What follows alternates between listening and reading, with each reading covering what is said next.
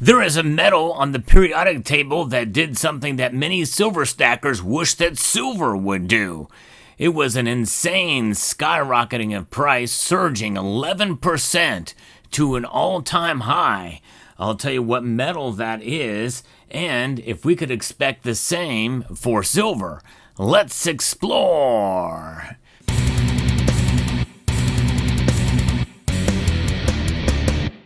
Wow, I tell you what, it has been a crazy day. And if you watch the precious metals, you wouldn't think that would be the case. In fact, all of the metals are down. I'm going to go over those markets in just a moment here. First, I want to remind you of Summit Metals, a channel sponsor for all of your gold, silver, and now platinum needs. Check them out. See if they're right for you. They have competitive prices, excellent customer service, and fast shipping. Now, what happened with gold and silver today? Both fell. Gold took a bigger hit today, down $34.03 to $3,303.36, a 1% drop. Silver went down just about 0.2%, down 8 cents today to $36.72. It did get down as low as $36.21, and it almost reached $37 yet again as well as the trading day progressed. So there's some encouraging news for silver. Platinum and palladium are also both down today. Platinum down $7 and palladium down $4. But what's really making news is what a base metal did today. And that's right. Let me rearrange some things here so I can show you what I've got. Any excuse for me to bring out my copper balls, I'm going to do it. That's right. This is what's going on right now with the precious metals complex. Nothing but with base metals, it's a different story, especially with copper. It surged 11% today. What a crazy move we saw for copper. So let me get the silver out of the way. As much as we love to look at silver, sometimes it's good to take a look at beautiful copper. It is a beautiful metal, no question about it. It's got an amazing shine to it. So we'll put that bar in the background here so you can see the copper. I do have some of it. Even with the price surging to a record high today, I would not suggest you stack copper. Buy it like I did just for the fun of it, just to have a little bit of copper in different sizes and forms here.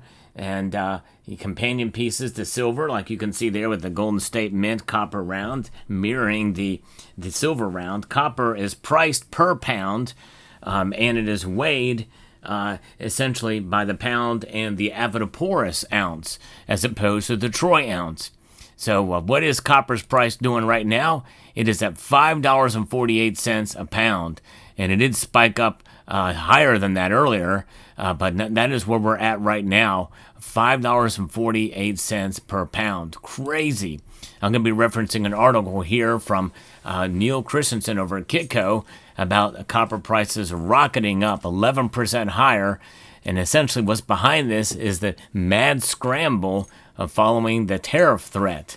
So yes, indeed, copper prices exploded to record highs on Tuesday after President Trump shocked markets with a surprise 50% tariff on all imported copper, triggering a rush of U.S. buying and global supply fears. You know, it's interesting because if you look at this Kitco News article, he says after former President Donald Trump shocked markets. Well, yes, he is a former president, but he's also a current president. And that's even more important. He's a current president. That's exactly what's behind this massive move, is the fact that he's current president. Within minutes, the COMEX futures, copper futures surged to an intraday record high of $5.89 per pound, up 11% on the day. It has since moved back a bit from that. And by the way, the actual spot prices of copper have not really moved that much, believe it or not. It's crazy. And when you look at the actual spot price of copper, it's up slightly to $4.54. That's a 0.09% increase. It's crazy. Although prices have since retreated a little bit from those highs, they remain in record territory. In an interview with Kitco News, Bart Malik, head of commodity strategy at TD Securities, described the price action as a liquidity event, similar to what drove gold prices higher at the start of the year. Although that's an oversimplification, which is another reason why I don't think we're going to see silver necessarily skyrocket like that. at least anytime soon. Because what is propping up gold? Well, central banks holding on to it. He explained that Trump's proposed tariff is creating a significant premium for U.S. copper. Copper traded on the London Metals Exchange is currently priced at $9,870 per ton. After adjusting for the exchange rate, Malik said that U.S. copper carries about a $2,000 premium over London prices. Wow. It's a pretty attractive spread, he says. So we're going to see as much inventory as possible flow into U.S. warehouses, and that is going to put pressure on global supplies and hence drive the price up. And that was what happened with the gold market too. But Michelle Schneider, chief market strategist at Market Gauge, said that she also sees strong potential for copper prices as U.S. tariffs will impact an already iffy supply. At the same time, Schneider noted that copper demand is increasing, driven by the AI revolution and the need for new data centers, which are prompting renewed investments in upgrading the nation's energy infrastructure. And I tell you, a lot of what is driving silver prices is also driving copper prices. Now, keep in mind that copper is much more abundant, but they do trade oftentimes together.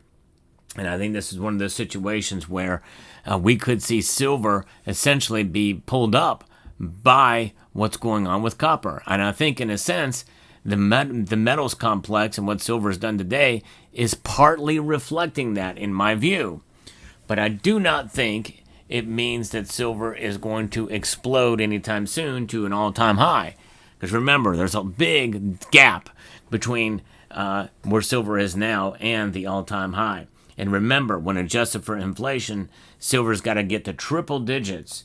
And that's really the true key is to silver's performance through the course of time.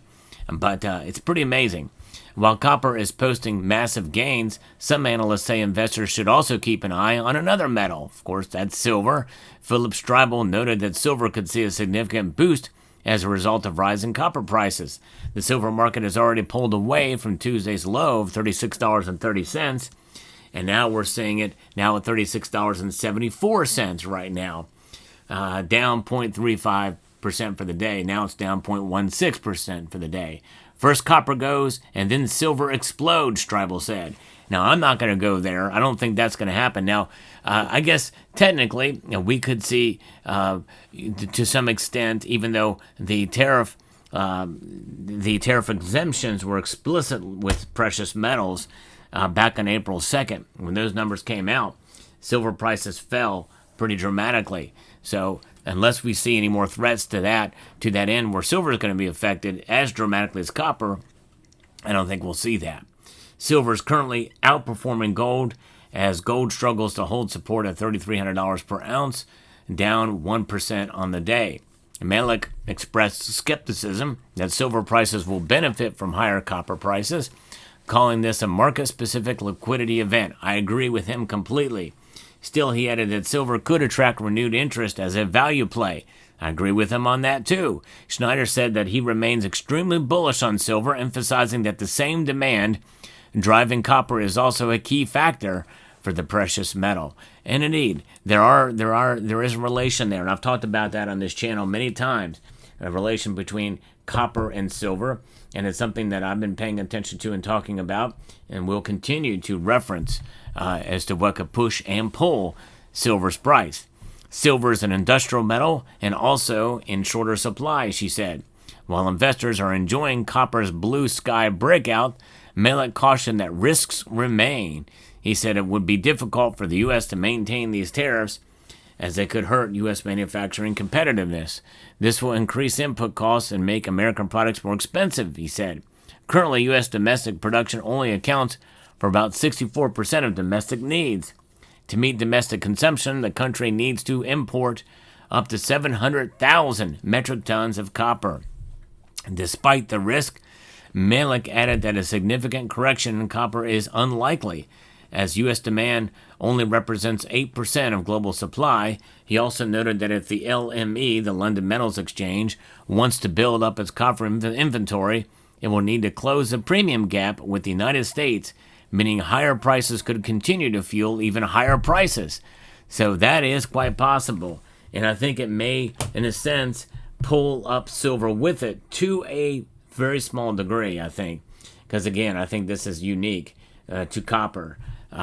So the U.S. London premium has averaged $924 per ton since Donald Trump's Liberation Day, April 2nd, which is about $850 per ton higher than the average of the past 2 years, Malik said in a note. Front-month copper contracts on COMEX have gained around 25% so far this year, while LME prices have risen by a mere modest 13%. But I tell you what, you look at the big, massive spike and the fact that it's holding and pulling back a little bit tells us something here. It's now at $5.49 per pound, but crazy.